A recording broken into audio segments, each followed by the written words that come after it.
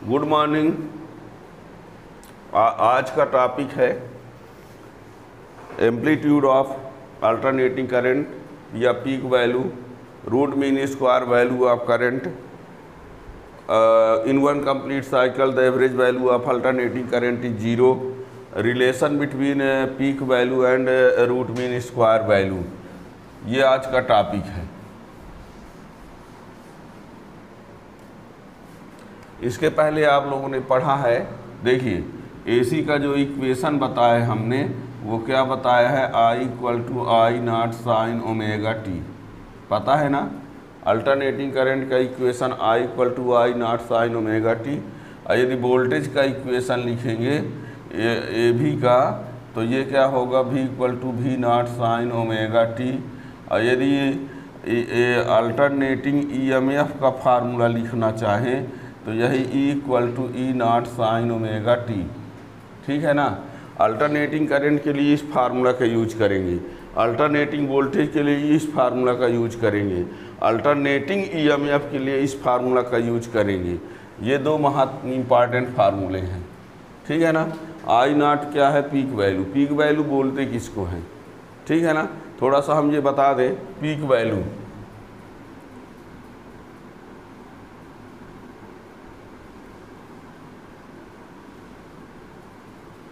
Peak value क्या होता है, the maximum value of alternating current is called peak value, maximum value.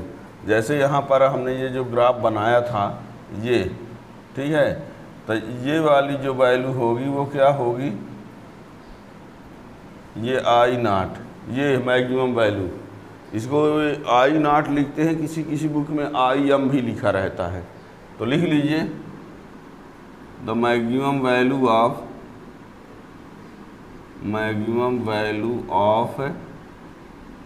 Alternating current, maximum value of alternating current is called peak value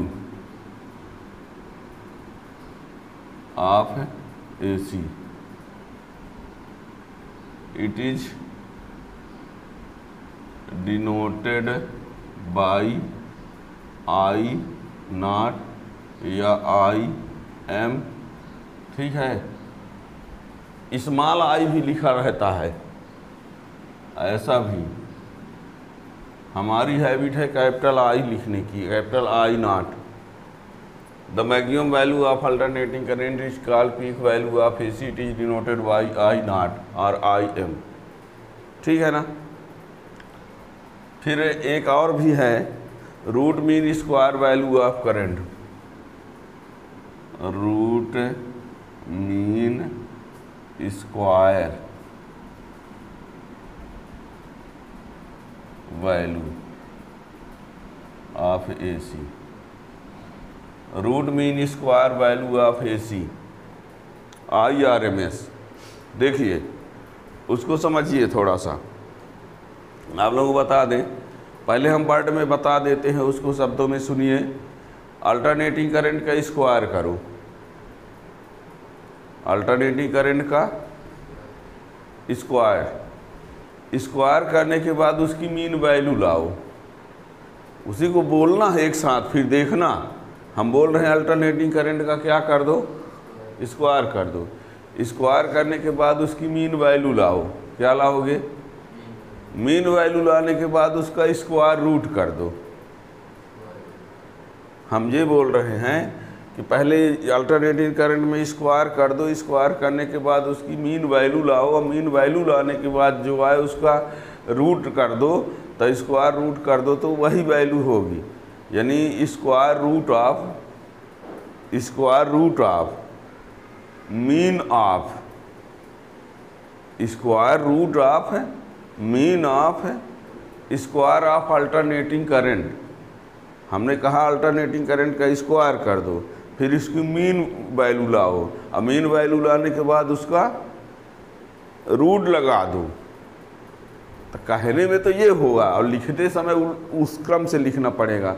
हमने कहा पहले square लगाओ, फिर mean value लाओ, फिर उसका स्क्वायर रूट कर दो, तो जो वैल्यू आएगी उसको बोला जाएगा root mean square value of current, यानी square root of mean of square of alternating current. लगता हो क्या वही बोल रहे हैं, सब अलग अलग बातें ना हैं। स्क्वायर अलग होता है और रूट मीन स्क्वायर रूट अलग होता है ना।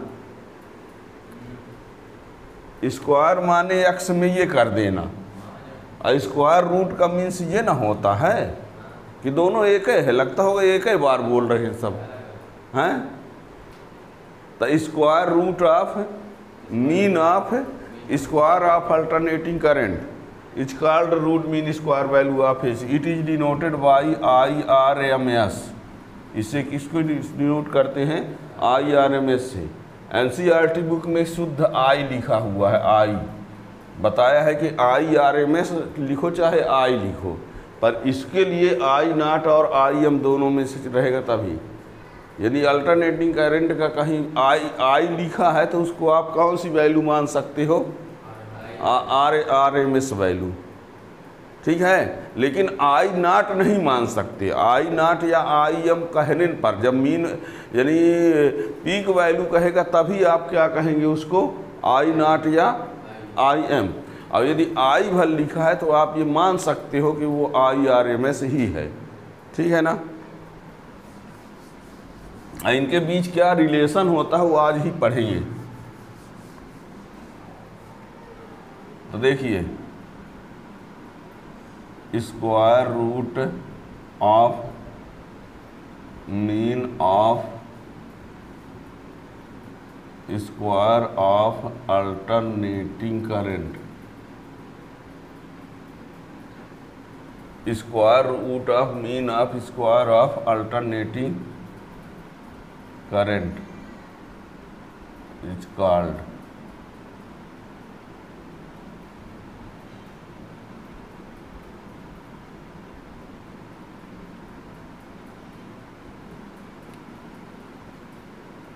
of AC. It is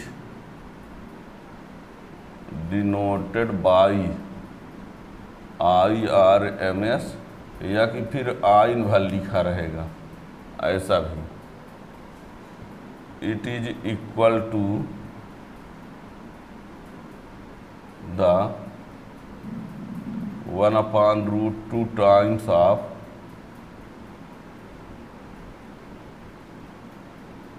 peak value of AC।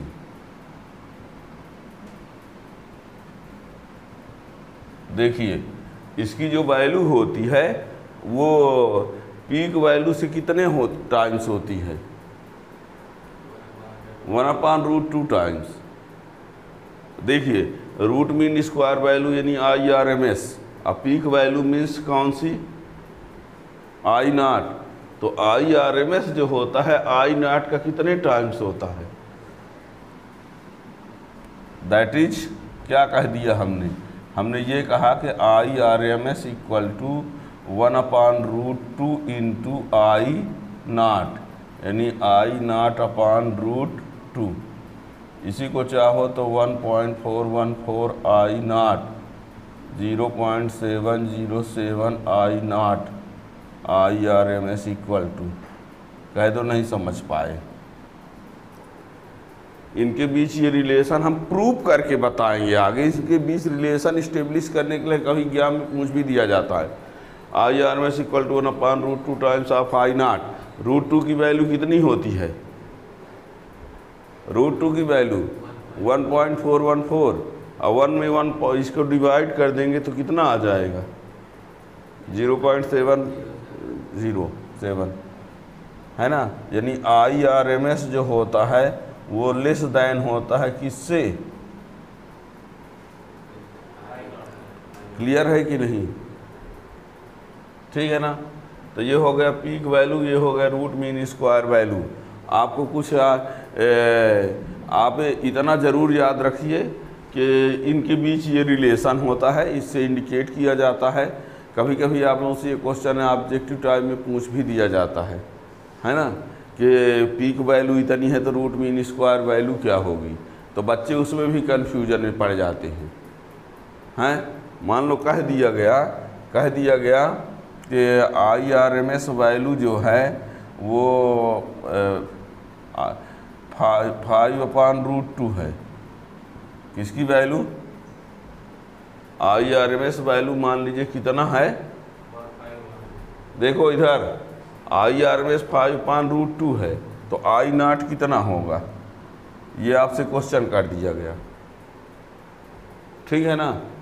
तो अब क्या करेंगे, IRMS I0 equal to formula क्या होगा, फिर इसी से फार्मूला I0 का बनाओ।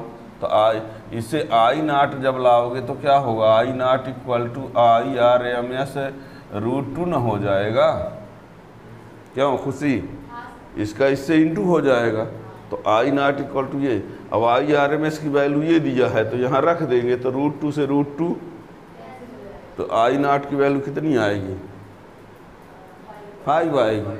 अब मान लीजिए यही वैल्यू किसकी दी होती, I0 की, ठीक है ना। तो I0 की वैल्यू ये दी होती तो फिर कितना आता, IRMS की वैल्यू कितना आता, 5/2।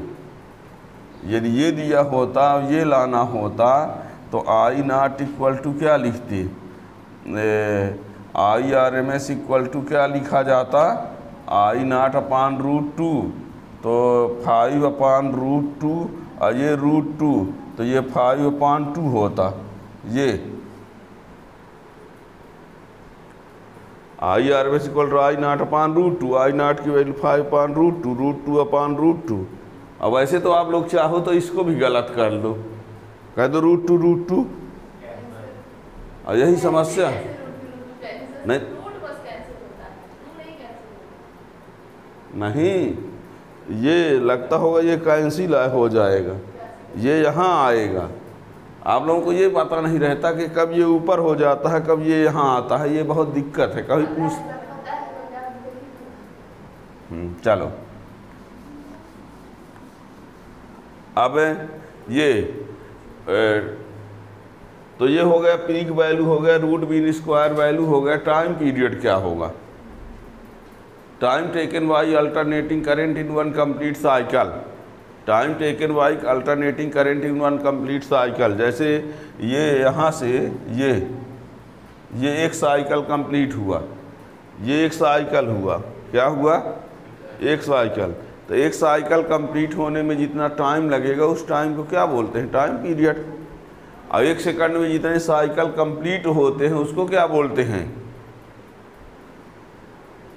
एक साइकिल कंप्लीट करने में जो टाइम लगता है उसको टाइम पीरियड। और एक सेकंड में जितने साइकिल कंप्लीट होते हैं उनके नंबर को क्या बोलते हैं, number of cycle in 1 second,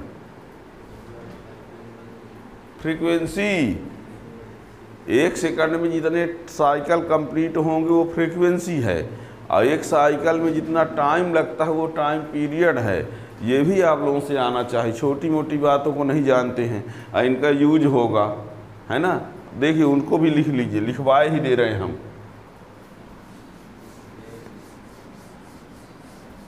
time period आगे इनका सबका यूज है।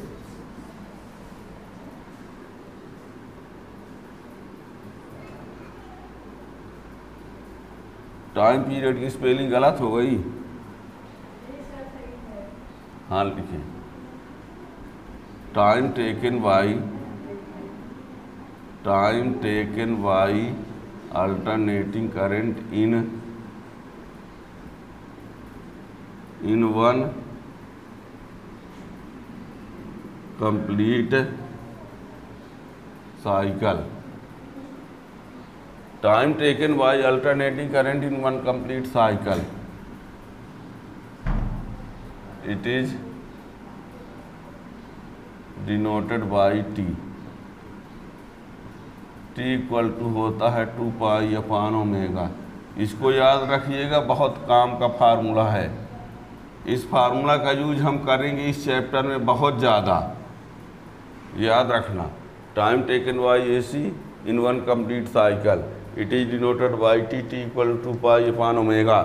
ओमेगा क्या है, एंगुलर वेलोसिटी है, ठीक है, फ्रीक्वेंसी।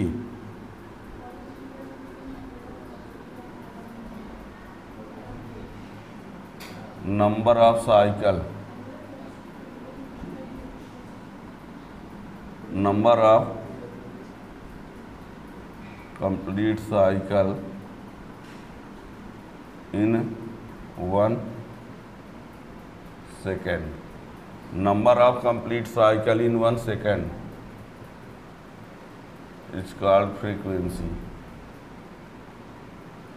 फ्रीक्वेंसी को डिनोट करने के लिए बता दें, हमारे पास बहुत सिंबल हैं। डिनोटेड बाई हम न्यू लिखेंगे या कि एफ लिखेंगे या कि एल लिखेंगे।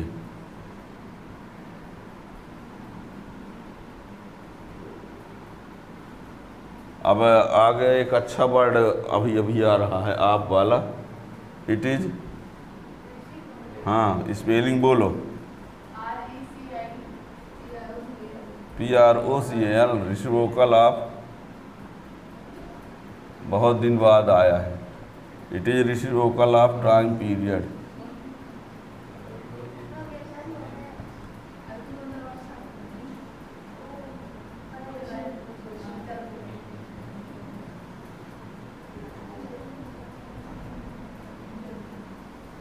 याद रखिए इस फार्मूला का यूज हम बहुत करेंगे इस चैप्टर में, फिर ऐसा ना होगा तो सर ये कहाँ से आया। आज का दिन याद रखना। हाँ,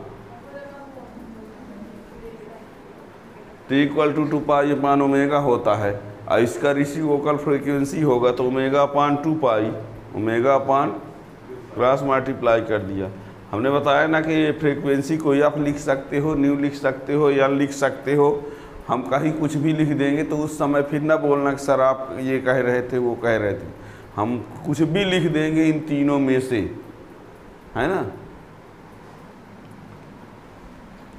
ज़्यादातर वैसे हम न्यू लिखते हैं, आज आप लोगों के सामने आप भले लिख दिए हैं।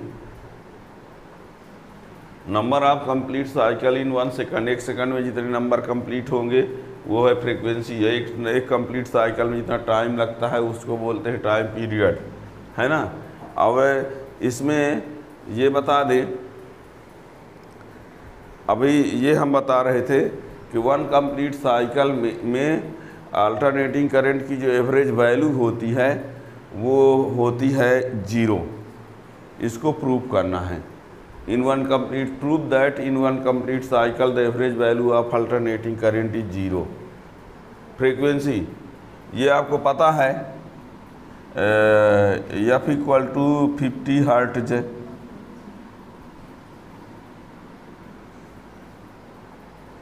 फॉर AC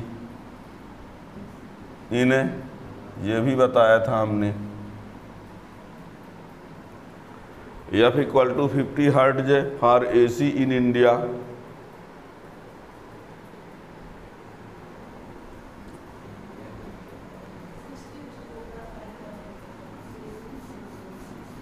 हो गया।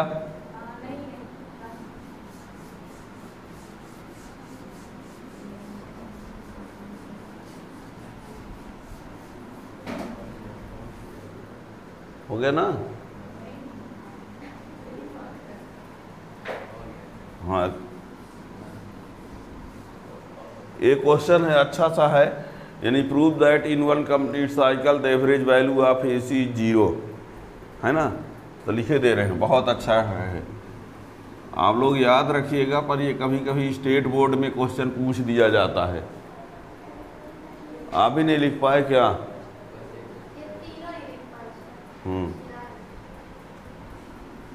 Prove that in 1 complete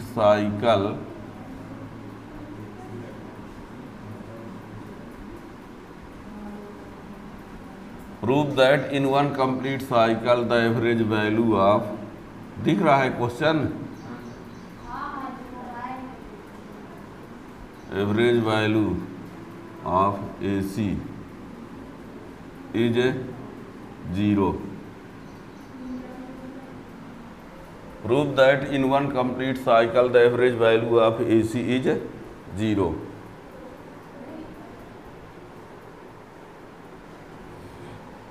Prove that in 1 complete cycle the average value of AC is 0।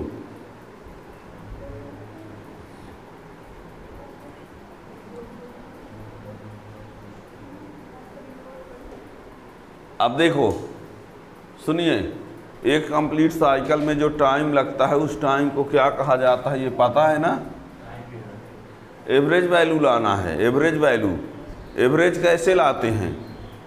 एक कंप्लीट साइकिल में जितनी, देखो एवरेज के लिए सुन लो, वन कंप्लीट साइकिल का total current upon total time, one complete cycle का टोटल अपॉन टोटल, तो वही हो जाएगा एवरेज। और टोटल करने के लिए 0 से t तक इंटीग्रेशन कर दिया जाएगा। i का 0 से t तक क्या कर देंगे? इंटीग्रेशन कर देंगे। एक कंप्लीट साइकिल के लिए टोटल करंट लाना है तो i का 0 से t तक क्या कर दें, तो वो हो जाए टोटल करंट, और अपॉन टाइम कर दो, अपॉन, तो आ जाएगा एवरेज। अब उसी को सॉल्व कर देंगे, यानी ये कर दिया जाए, इसको सॉल्व कर दिया जाए, सीधे सीधे ये समझ लो। वन कंप्लीट साइकिल का एवरेज वैल्यू करंट की क्या होती है? 0 एवरेज में। तो इसमें हम क्या करें, पहले आई का टी के रिस्पेक्ट इंटीग्रेशन कर दें, आई का टी के रिस्पेक्ट क्या कर दें, तो वो 0 से टी तक का करंट का टोटल हो जाएगा, और अपान टी कर दे तो वो क्या हो जाएगा? एवरेज। ठीक है, यहीं से स्टार्ट करना है हमको।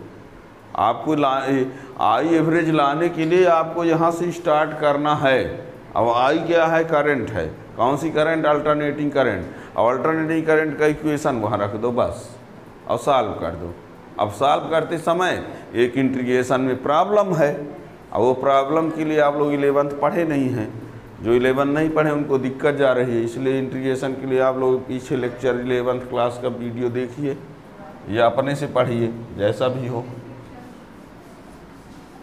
ठीक, चलिए यहाँ स्टार्ट करते हैं। इसके लिए let at any instant, let at any instant equation of AC is given by, समझते भी चलिए लिखते भी चलिए। Let at any instant equation of AC is given by, ये फार्मूला हमने प्रूव किया है कि नहीं? I equal to I not sine omega t, then average value of AC in one cycle IAB equal to 0 से t I dt upon t। ये step आप याद रखिएगा। हम बता दिए कि सबको एक कंप्लीट साइकिल का एवरेज लाना है तो 0 से t तक इंटीग्रेशन करके अपॉन t करो। अब I की वैल्यू क्या रख दिया जाए? I not sine omega t dt upon t। बताओ, I नॉट अपॉन t को बाहर कर देते हैं, 0 से t sign omega t dt। अब यहीं पर प्रॉब्लम आ जाती है।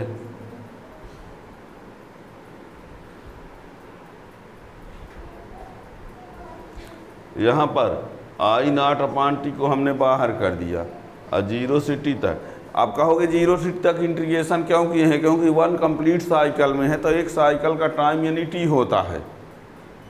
अब बताओ, साइन ओमेगा t का कल जब आप पीछे लेक्चर में आपने पढ़ा था तो साइन ओमेगा t के डिफरेंशियल की ज़रूरत पड़ी थी, साइन की काहे कास की, है ना। और आज यहाँ साइन ओमेगा t का क्या इंटीग्रेशन है ये, minus cos omega t upon omega. जब डिफरेंशियल करते हैं तो ओमेगा इंटू में होता है, और इंटीग्रेशन करेंगे तो ओमेगा अपान में। डिफरेंशियल करने पर ओमेगा इंटू में होता, और इंटीग्रेशन कर रहे हैं तो अपान में। अभी दिख रहा है I नॉट अपॉन टी, और इसका integration minus cos omega t upon omega, और ये टी और ये जीरो, साइन ओमेगा टी का integration minus cos omega t upon omega हुआ है। यहाँ आई ए भी इक्वल टू, देखिए क्या करें, इसको minus I not upon t omega लिख लें, इसको इधर कर दिया हमने, ठीक है।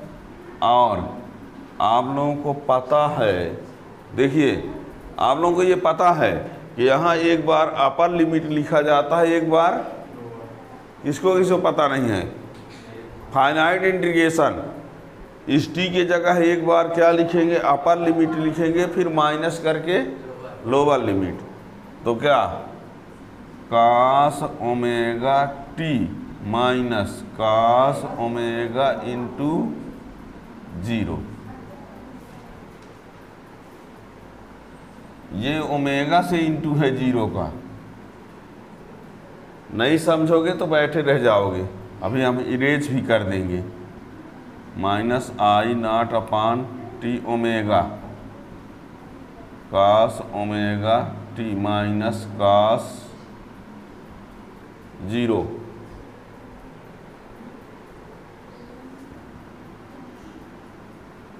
बट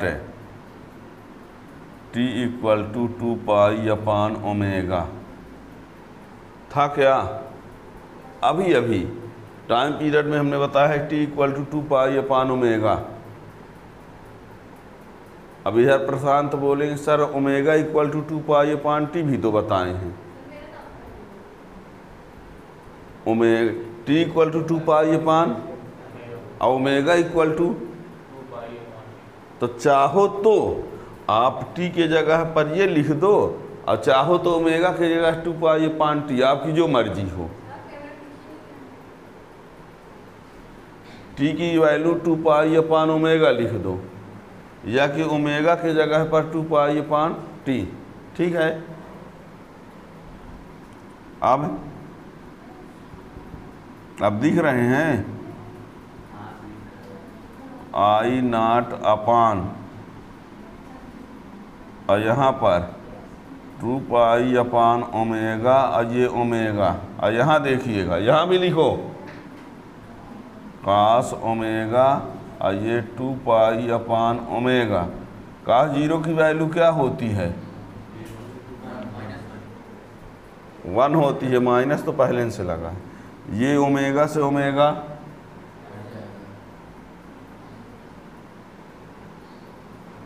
ये ओमेगा से भी ओमेगा, क्या आया, कौन से 2 पाई को 2 पाई से, ये ब्रैकेट में इसके साथ माइनस ना है, माइनस आई नॉट अपान 2 पाई, और यहाँ क्या बचा कास 2 पाई माइनस, कल हमने बताया था कि कास इवेन पाई क्या होता है, याद नहीं किसी को, कास इवेन पाई इज 1, कास 2 पाई की वैल्यू क्या होगी, 1 माइनस 1, 0 इंटू ये ऑल ओवर किसकी वैल्यू, किसकी,